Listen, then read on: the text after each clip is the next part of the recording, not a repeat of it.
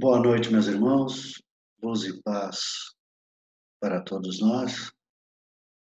Mais uma vez, nos encontrando aqui virtualmente para mais um estudo do Evangelho segundo o Espiritismo, onde hoje trataremos do seu capítulo 11, tem como título Amar o Próximo como a Si Mesmo, itens 1 a 7.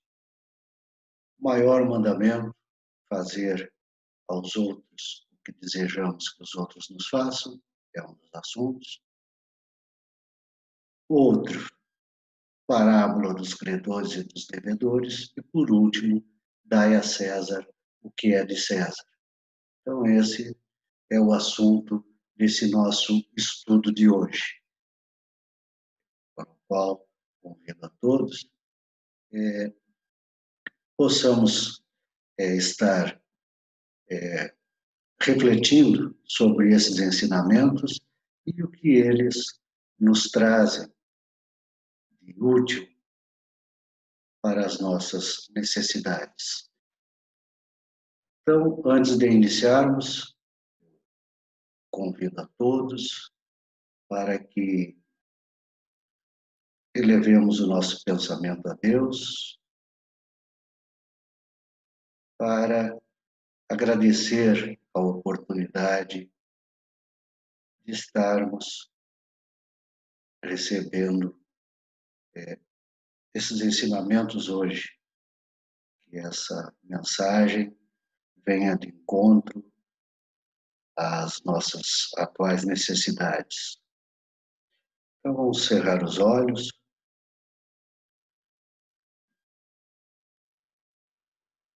Pai de infinita bondade e misericórdia, pedimos a iluminação para que esta mensagem que chega até nós hoje nos traga o alento necessário para dias melhores nesta nossa caminhada. Pedimos ao Mestre Jesus a iluminação para que possamos bem cumprir nossa tarefa e possamos obter ensinamentos que nos sejam úteis para o nosso dia a dia. A espiritualidade amiga, pedimos a proteção e a orientação. Pedimos ainda, Pai, que nesses dias conturbados que estamos vivendo, nos mande bálsamo para as nossas feridas, para as nossas dores, e que possamos manter a nossa fé inabalável, que tudo passa e que, tal qual essa nova estação que está para chegar, com suas cores, seus aromas, com alegria, sejam assim os nossos dias futuros. Pedimos, Pai, que nos abençoe sempre e esteja, através dos teus espíritos de luz, sempre junto aos mais necessitados. Assim sendo, te pedimos permissão para iniciarmos esse nosso estudo de hoje. Que assim seja. Meus irmãos, então, tratando desses assuntos hoje, que nós já elencamos aqui anteriormente, quando nós falamos desse maior mandamento, que é fazer aos outros o que desejamos que os outros nos façam, essas orientações sobre o amor ao próximo, elas nos chegam desde o Velho Testamento, com mensagens e mais mensagens que ressaltam essa importância de que amemos o nosso próximo.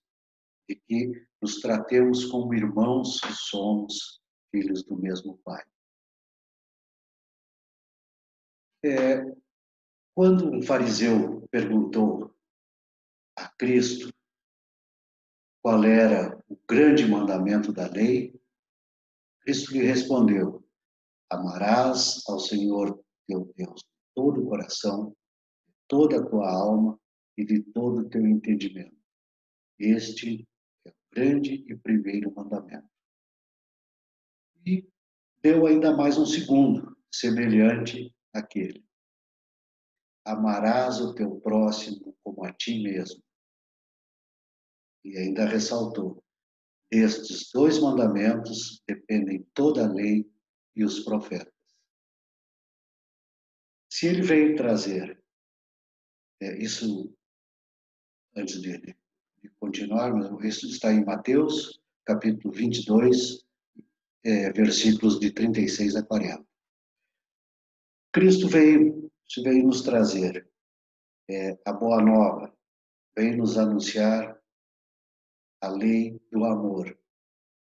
Então, é lógico que tudo o que tinha chegado até nós, então, era assim, ressaltando essa lei divina como uma lei de amor e não uma lei punitiva, uma lei que nós poderíamos ser punidos pelas nossas falhas, mas sim de como Deus quer que vivamos, como Deus quer que nos relacionemos entre nós mesmos, para que possamos usufruir dos ensinamentos dos outros e possamos também ensinar, sempre visando o progresso coletivo, sempre visando uma melhora moral para todos nós. Então, é claro que se nós não amarmos a Deus, não demonstrarmos através dos nossos atos, através do nosso próprio esforço, que nós amamos incondicionalmente o nosso Deus e que sabemos que Ele também assim age para conosco, que Ele é amor, e que nós devemos nos tratar, sim, com esse amor, igual o Pai nos trata, sempre buscando uma convivência em que possamos ter auxílio mútuo, auxiliando e sendo auxiliados. E quando nós falamos nisso, nós vamos relembrar que o Cristo, ele nos trouxe, dentre os seus inúmeros e sábios ensinamentos, quando um doutor da lei lhe pergunta: quem é o meu próximo? E eu pergunto hoje, deixo essa pergunta aqui para todos nós: quem é o meu próximo? Quem é teu próximo? Será que esse próximo é aquele que está dentro do nosso círculo familiar? Será que é aquele que está no nosso ambiente laboral, ou ambiente social? É esse a quem devemos ajudar? Vamos fazer uma breve reflexão aqui sobre o que Cristo nos diz. E não adianta dar remédio a quem não está doente. Então não adianta nada eu querer ter como meu próximo somente auxiliar um determinado grupo, já que somos todos uma grande família, já que somos todos irmãos. Então quem é esse nosso próximo? Será que eu só vou ter que ajudar aqueles a quem eu conheço? Os outros não interessam se estejam necessitados de auxílio? E Cristo, quando confrontado com essa pergunta, com esse questionamento, doutor da lei, ele, usando de suas famosas parábolas, ele nos apresenta a parábola do bom samaritano. E ele nos deixa claro ali que, por exemplo, os sacerdotes que passaram por aquele irmão que estava caído no caminho e que não prestaram nenhum tipo de auxílio, talvez pensassem dessa maneira que primeiro nós falamos lá. Será que o meu próximo é só aquele que faz parte da minha religião? É aquele que está dentro da minha casa? É aquele que trabalha comigo? É o que se relaciona comigo socialmente? Então, possivelmente, esse samaritano que socorreu, que era considerado herético, será que ele não entendia melhor essa situação de amar o próximo como a si mesmo? Melhor do que aqueles religiosos passaram e não tiveram a sensibilidade de ajudar aquele que ali estava caído? Quando Cristo nos diz que nós devemos amar o próximo, ele diz, está nos dizendo que próximo é aquele que está necessitando de ajuda, que ele é nosso irmão e que nós temos, sim, a obrigação de ajudá-lo, independente se o conhecemos ou não, independente se temos vínculos familiares, amizade, seja lá o que for.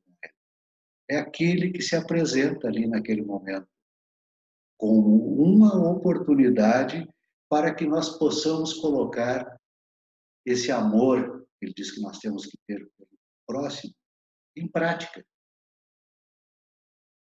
Como? Através da nossa caridade, assim como fez o samaritano, que agiu com toda a caridade para com aquele necessitado que estava ali, aquele irmão que estava naquele momento necessitando de auxílio. Então, aquele era o seu próximo, embora ele não o conhecesse. E ele nos ensina ainda mais. Quando nós vimos, ele faz uma análise sobre o comportamento dos sacerdotes, faz uma análise sobre o comportamento do samaritano, que socorreu aquele necessitado, mas ele não faz referência nenhuma, não faz análise nenhuma sobre aquele que ali estava caindo, aquele irmão que estava necessitando de auxílio. Não se sabe quem era ele, se ele era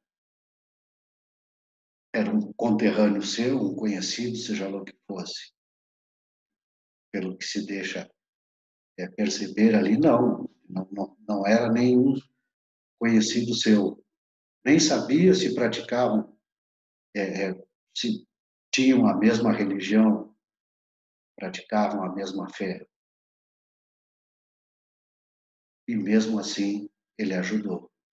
Isso é o amor ao próximo, através do auxílio incondicional. Ou seja, se chega para nós uma oportunidade de ajudar a quem está necessitado, nós não temos que nos preocupar se o conhecemos, nós não temos que nos preocupar saber qual é a sua religião.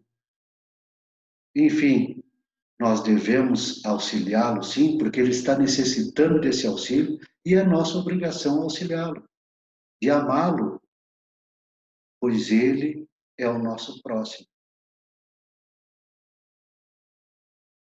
Em um último estudo que eu tive com vocês virtualmente, eu lembro que falei das casas espíritas, que estão sempre de portas abertas a todos aqueles que sintam necessidade de ir até lá, seja para ouvir uma palestra, seja para ter um atendimento, passe, seja o que for. E isso é o auxílio incondicional, porque em casa espírita nenhuma se pergunta se aquela pessoa segue a doutrina espírita, se ela professa alguma religião. Não, simplesmente auxilia, procura auxiliar da maneira que lhe for possível a todo aquele que procura esse auxílio. Então, isso é o auxílio incondicional, porque todos nós temos vínculos, sim. Somos todos filhos do mesmo pai, portanto, somos irmãos. E,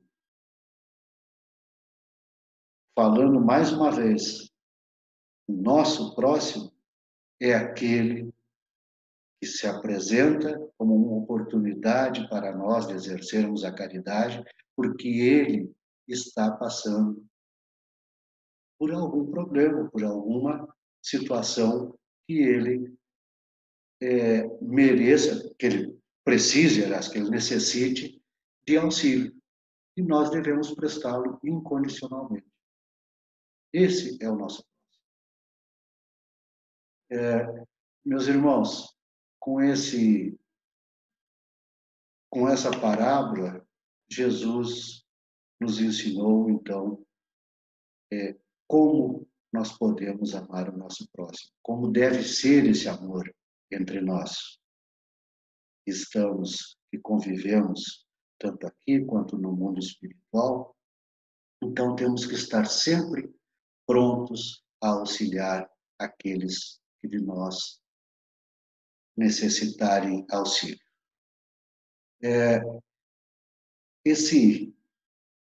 Essa caridade que falamos, ela é tão necessária,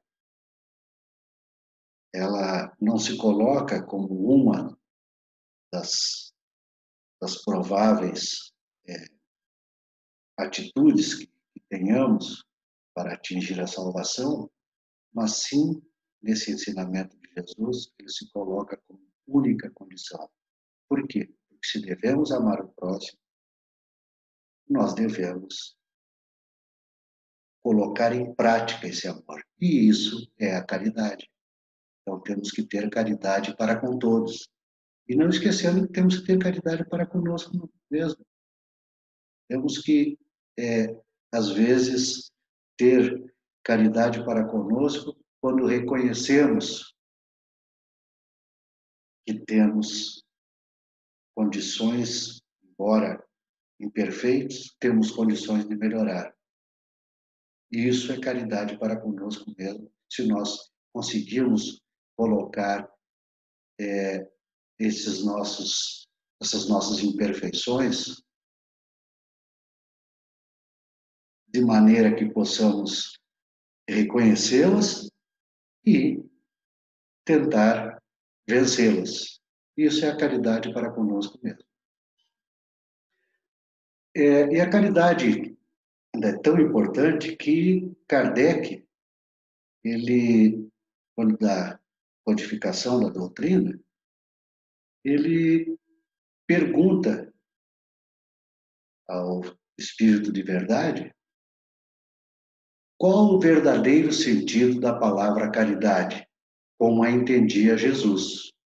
Então, que vem a ser a caridade, de acordo com como Jesus entendia e que nos ensinou.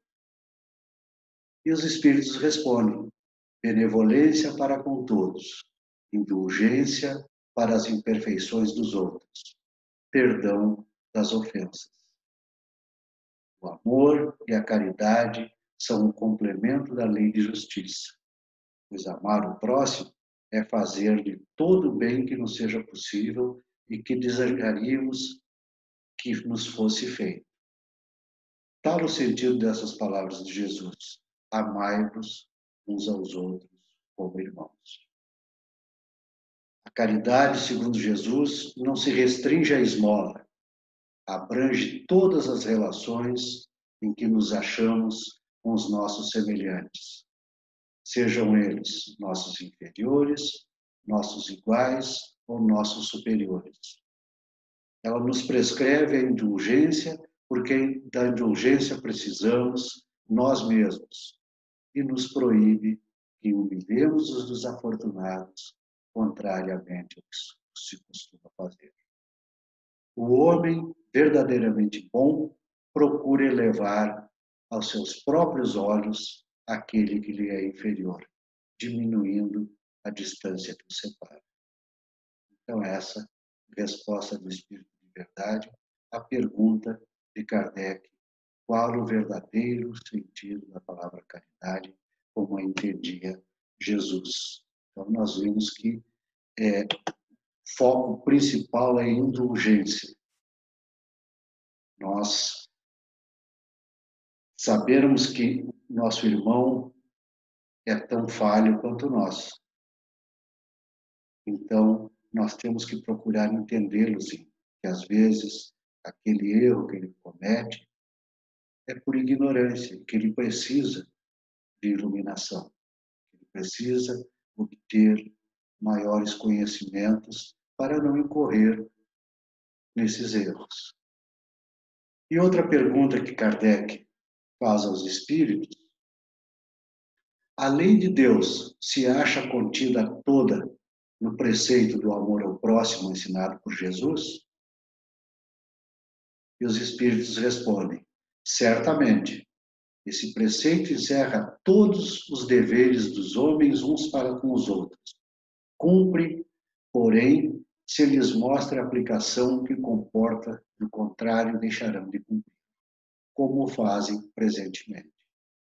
Demais, a lei natural abrange todas as circunstâncias da vida, e esse preceito compreende só uma parte da lei. Aos homens são necessárias regras precisas. Os preceitos gerais e muito vagos deixam um grande número de portas abertas à interpretação. Então vejam que Jesus, ele, quando respondeu essas perguntas, tanto o fariseu perguntou o maior mandamento, Jesus lhe respondeu, e como ao doutor da lei que pergunta quem é o meu próximo, ele sabendo que, como nós estamos sempre procurando, de alguma maneira, interpretar do nosso jeito, e que isso poderia deixar margem a diversas interpretações, ele é taxativo. Diz que temos que, mandamento maior é amar a Deus, porque sem o amor a Deus, o que seria de nós? Esperaríamos o quê? Nós amamos Deus porque Ele nos ama. E Ele mandou, através do seu Filho, esse recado para nós, que nós somos seus filhos amados, que Ele torce por nós, que Ele nos perdoa sempre, que Ele nos dá todas as oportunidades que precisamos para nos melhorarmos, para que sejamos, sim, um dia perfeitos.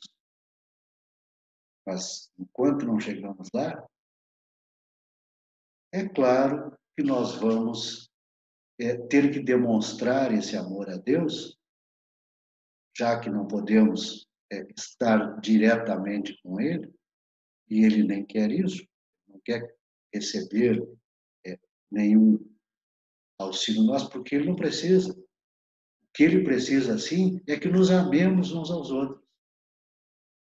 E nós, nos amando uns aos outros, nós vamos estar cumprindo a sua lei, cumprindo com a nossa finalidade para a qual fomos criados, que é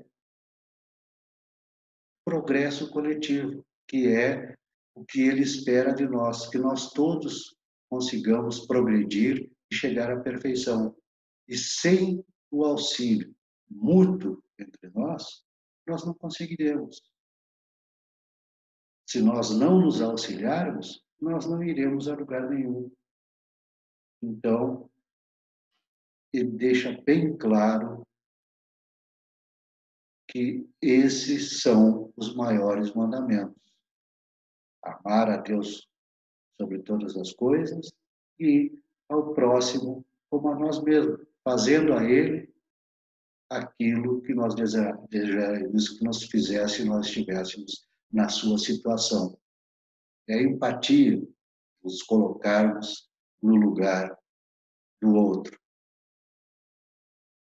Nós entendermos que se aquele irmão está necessitando naquele momento, eu vou procurar auxiliá-lo sim, por causa que eu gostaria, se eu tivesse naquela situação, ou se poderei estar amanhã ou depois, eu vou torcer sim para que tenha alguém que faça por mim aquilo que eu estou fazendo. E quando ele também é questionado sobre quem é o meu próximo, ele justamente deixa ali. Teu próximo não é teu parente, não é teu amigo, não é aquele teu irmão que está naquele momento precisando do teu auxílio. Esse é o teu próximo. E veja isso como uma grande oportunidade de evolução, tanto para ele quanto para você. Então, ele deixa bem claro que quanto às perguntas que lhe foram feitas para evitar interpretações dúbias, interpretações que poderiam fugir a essas regras claras que o Espírito diz que nós temos que ser orientados com essas regras para evitar justamente interpretações errôneas. E quando nós estamos falando aqui, nós vimos que é colocado como um tópico principal sobre esse amor ao próximo a indulgência. Nós vamos ver sobre isso no nosso próximo assunto agora, que é a parábola dos credores e dos devedores.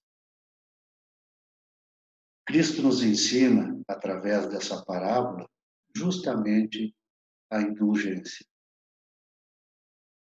a empatia, de nos colocarmos no lugar do outro. Quando ele narra essa parábola, ele nos coloca lá daquele devedor que foi até o seu credor pedindo, já que, como ele não tinha condições de pagar a sua dívida já vencida, ele estava para perder tudo para esse credor. E ele pede a clemência desse, explica a sua situação, pede um prazo maior para que pudesse quitar essa sua dívida. E esse credor, ele tem misericórdia para com ele. E estende o prazo para que ele possa lhe pagar. Atende o seu pedido. Tem indulgência para com ele. Ele havia cometido a falha de ter vencido o prazo para a quitação da dívida e não conseguiu honrar esse compromisso. Mas, assim mesmo, o credor age com misericórdia com ele, com indulgência, e lhe dá um prazo maior para pagar. E esse devedor, ao ser atendido no seu pedido, sai dali todo satisfeito, teria um prazo maior para pagar a sua dívida, não perderia todos os seus bens, seu credor, e ele encontra uma outra pessoa que é seu devedor. Então vejam que aí há uma inversão. Aquele devedor que estava lá pedindo clemência, agora é o credor de uma outra pessoa que lhe deve. E ele esquece de tudo aquilo que ele acabara de receber, a misericórdia que ele acabara de receber daquele seu credor, e não age conforme o seu credor agiu com ele. Ele exige de toda forma o pagamento da dívida a qualquer preço àquele que está lhe devendo. E ao saber disso, aquele seu credor que havia agido com bondade para com ele, o chama de volta e executa, assim, a sua dívida, tomando de tudo. Então, é o ensinamento que nos diz que nós devemos nos colocar no lugar do outro, porque aquele momento que aquele irmão está vivendo, nós, se já não vivemos e fomos até beneficiados, como no caso desse devedor na parábola, nós poderemos amanhã ou depois estar na mesma situação. Então, nós temos sim que pensar muito bem aquilo que nós estamos fazendo para o nosso próximo. Porque quando é a nossa vez, nós queremos que tenham, hajam com bondade para conosco, hajam com respeito, hajam com misericórdia. Mas e nós, quando estamos nessa situação? Será que nós não aproveitamos para inferiorizar ainda mais aquele que está em dívida conosco, seja pelo motivo que for? Quantas vezes nós convivemos com pessoas e às vezes lhe magoamos, reconhecidamente por nós, lhe magoamos de alguma maneira, erramos com ela, e a pessoa, com bondade e tudo mais, se coloca no nosso lugar, às vezes, talvez, entende que nós não temos, talvez, conhecimento necessário, seja lá o que for, não temos ainda um grau de evolução que nos permita evitar esse tipo de erro, e essas pessoas agem com indulgência para conosco. Nos perdoam, né, nos desculpam, e muitas das vezes, no mínimo erro que essas pessoas cometem para conosco, nós não somos capazes de agir como elas agiram. Cobramos, temos dificuldades em combater o rancor, os ressentimentos, e ficamos, às vezes, ainda mais devedores dessas pessoas. temos sim que agir com empatia, nos colocarmos no lugar dos outros, não tomarmos atitudes precipitadas. Sempre aconselhável que, diante de situações como essa, às vezes, antes pensemos um pouco, não tomemos decisões precipitadas contra os nossos irmãos. Muito acontece também é que, por vezes, nós falham conosco, nós falamos, não, tudo bem, te perdoamos, tudo mais, mas saímos falando para todos do que aquele irmão te fez. Será que isso é perdoar? Perdoar é esquecer. Mas ai daquele a quem você pede perdão e ele age assim para com você. Conosco. Então, a indulgência é, sim, uma grande demonstração de amor para com o próximo. Nós, perfeitos, do jeito que somos, o nosso maior credor é Deus. Nós estamos sempre pedindo a sua misericórdia para com os nossos erros, com as nossas falhas. E Ele nos atende, nos dá novas oportunidades para que possamos reparar essas falhas. Então, por que não agimos assim com o nosso próximo? Porque nós não somos tão indulgentes quanto Deus é para conosco. É o exemplo que Ele está nos dando. E nós, às vezes, não enxergamos isso. Então, muitas das vezes, nós agimos como o servo incompassivo. Nós queremos, sim, que as nossas falhas, os nossos erros sejam perdoados, mas nós não somos capazes de perdoar aqueles que erram, que para conosco erram.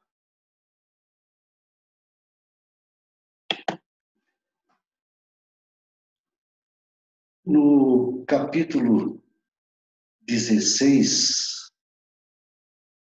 aliás, do item 16, dos seus últimos 2 parágrafos, capítulo 10 do Evangelho segundo o Espiritismo, tem uma mensagem bem importante sobre isso que nós falamos. Sede, pois, severos para convosco, indulgentes para com os outros. Lembrai-vos daquele que julga em última instância, que vê os pensamentos íntimos de cada coração, e, por conseguinte, desculpa muitas vezes as faltas que censurais, ou condena o que relevais, porque conhece o móvel de todos os atos. Lembrai-vos de que vós, que mais e que clamais em altas vozes, anátema, tereis, quiçá, falta mais graves do que esses irmãos têm para com você. Sede indulgentes, porquanto a indulgência atrai, acalma, ergue, ao passo que o rigor desanima, afasta e irrita. Isso nos diz o quanto nós devemos ser severos para conosco na correção dos nossos erros, imperfeições, nosso comportamento, né?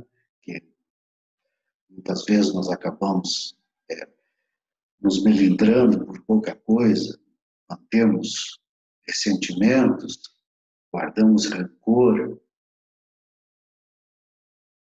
e esquecemos de desculpar, de perdoar aqueles que para conosco falham, tendo esse tipo de comportamento. quantas vezes aquele que sabe o que vai dentro do nosso coração, que é Deus, nos perdoa, sim, ele age com indulgência para conosco. E nós, muitas vezes, não somos capazes disso. Nós achamos que temos que ser rigorosos com os outros, mas conosco, não. Não precisamos ser tão rigorosos assim, pois é justamente o contrário. Nós temos que ser rigorosos, errar o mínimo possível para com os outros. E sempre entender que nem todos estamos no mesmo nível de evolução. Temos o mesmo grau de conhecimento que aquele que às vezes falha com você, é porque ele está precisando do teu auxílio, da tua iluminação. Como? Através dos ensinamentos que você pode passar para ele, dos exemplos, quando você o perdoa, o desculpa e continua a tratá-lo como irmão que ele é seu, ou quando não, através das suas orações, pedindo a Deus, pedindo aos espíritos de luz que o orientem para que ele deixe de cometer essas falhas. Não vamos esquecer que a medida que nós usamos para medir os outros poderá ser usada para nos medir. Vamos sempre ter isso em mente. Não sejamos tão rigorosos com os outros, mas sim conosco.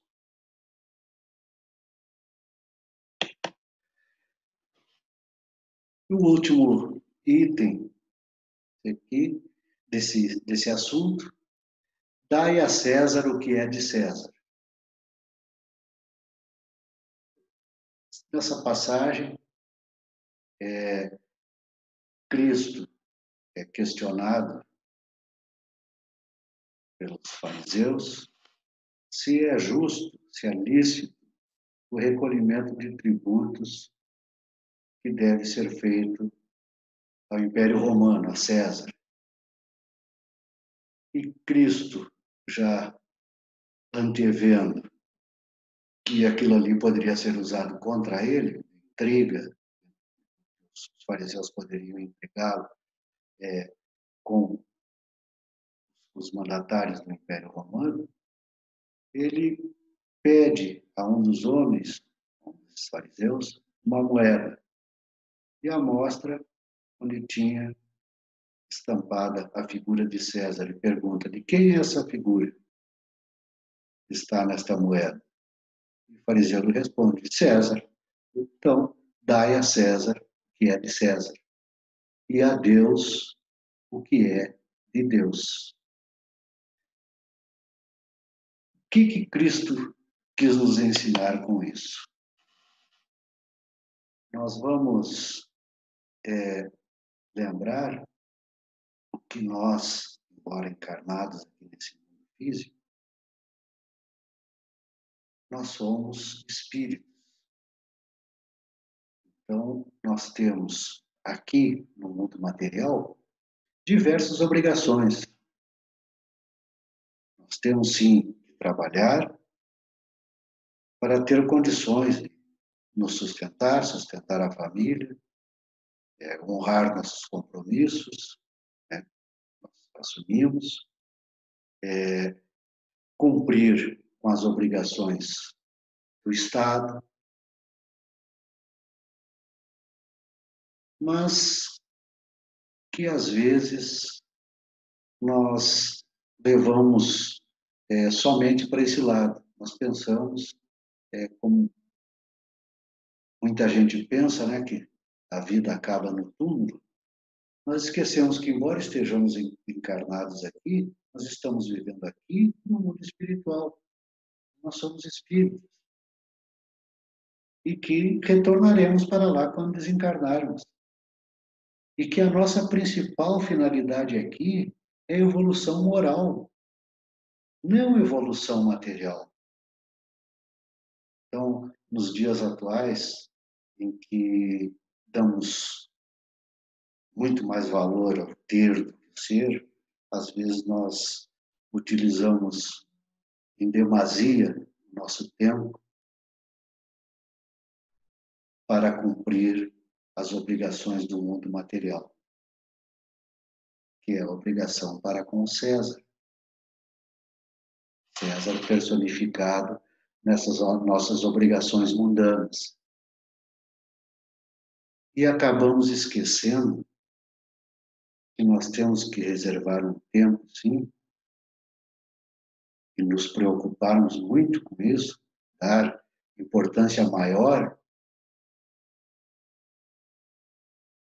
à vida espiritual, à nossa evolução espiritual. Então, essa é a parte de Deus.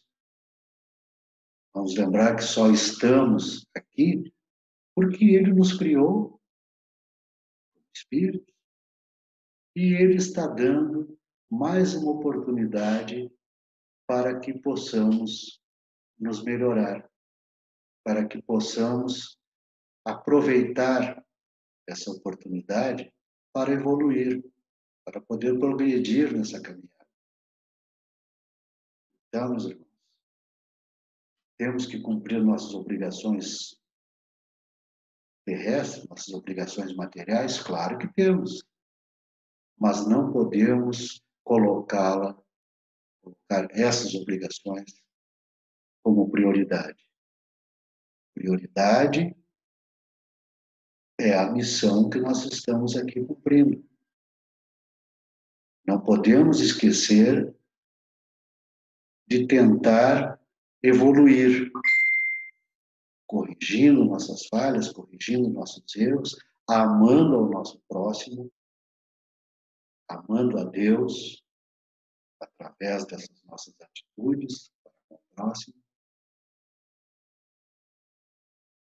Aí sim, nós estaremos conseguindo cumprir a nossa tarefa, para a qual Deus aqui nos colocou. Então, dai a César o que é de César e a Deus o que é de Deus. Vamos dar prioridade àquilo que é de Deus. Vamos valorizar mais o ser do que o ter. Essa é a nossa grande missão. É para isso que Deus nos deu mais essa oportunidade. Então, não vamos esquecer de viver encarnações, a encarnação que nós estamos e as futuras, voltados mais para Deus do que para César. Num livro de Ceareiros de Volta, de Carbar Schutel, psicografia de Valdo Vieira,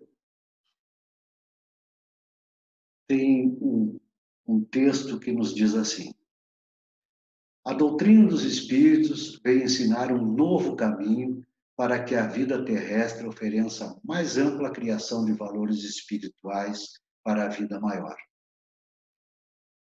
Se antes, desconhecendo, os homens conseguiam avançar razoavelmente, lidando afanosos em todo o período da existência, em prol da evolução de si mesmos, através do esforço físico contínuo em determinado setor dos interesses de César, hoje, conscientes dos princípios espíritas, é possível produzirem muito mais para vossas almas e para a humanidade, através do esforço contínuo em determinado setor dos interesses do Cristo, sem detrimento dos deveres comuns. A renascença moral dentro da própria alma é o movimento mais importante para a criatura.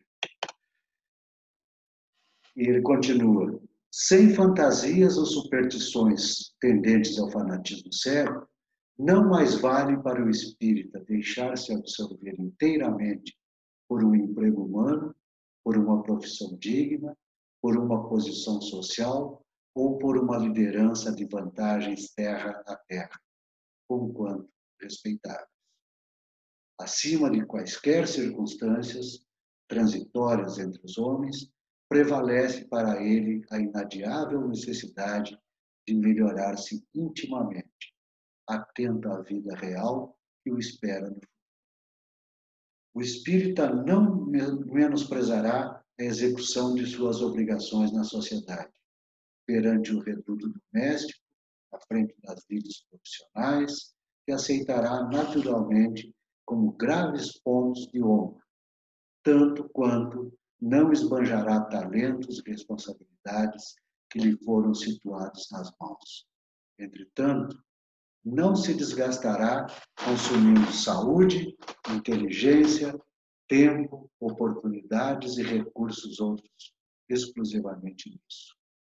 Alcançará a visão para o mais alto, buscará elevados objetivos, mais além, e demandará com todas as suas forças a edificação da fraternidade legítima onde estiver. Meus irmãos, nós devemos sim dar a César o que é de César, que está personificado nas exigências passageiras desse mundo. Respeito, colaboração digna, a que estamos debitados enquanto aqui encarnados, mas sobre qualquer roupagem exterior com que nos caracterize, saibamos viver para o Cristo. Saibamos viver a fim de que estejamos efetivamente na construção do reino de Deus. Para que esse reino chegue a nós através das mudanças que, por certo, teremos de sofrer. Teremos que nos impor para que possamos nos melhorar. Espero que essa mensagem de hoje nos auxilie a entender melhor a nossa real situação enquanto aqui encarnados. Não esquecendo jamais que aqui estamos para progredir e que o progresso se faz coletivamente. É com auxílio mútuo, é nos amando uns aos outros para podermos expressar o nosso amor a Deus. Meus irmãos, encerrando, eu os convido a elevar mais uma vez o pensamento a Deus, agradecer pela oportunidade de aprendizado que hoje tivemos através dessa mensagem e que possamos estar em breve reunidos fisicamente na nossa casa espírita, podendo trocar pessoalmente as boas vibrações. Vamos então cerrar os nossos olhos e agradecer a Deus. Obrigado, Pai, por mais esta oportunidade de aprendizado. Que esta mensagem nos seja útil para o nosso dia a dia, para a nossa evolução, nessa nossa caminhada. Agradecemos ao Mestre Jesus pela iluminação que sempre nos chega através dos seus ensinamentos, através dos seus exemplos. Agradecemos a espiritualidade amiga que esteve conosco, nos orientando, nos guardando. E pedimos ao Pai que nos dê uma semana abençoada, produtiva, e que suas bênçãos continuem chegando a todos nós. Agradecidos, Pai, pedimos a tua autorização para encerrarmos os estudos de hoje. Que assim seja.